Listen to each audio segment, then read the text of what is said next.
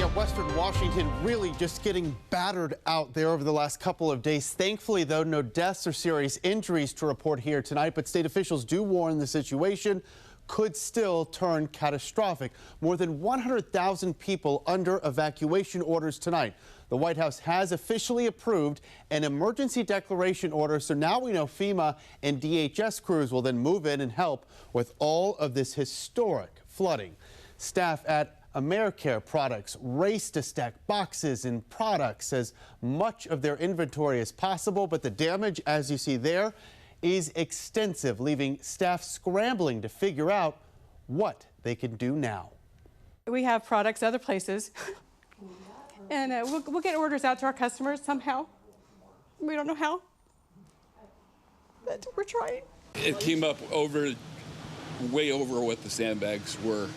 I don't think they were expecting as much. I think it kind of caught them by surprise how much water actually came in. And check this moment out right here. Out of King County, the sheriff's office there used a drone to drop down a life jacket to this man here. He was trapped on top of his car. You can see the rushing water surrounding him.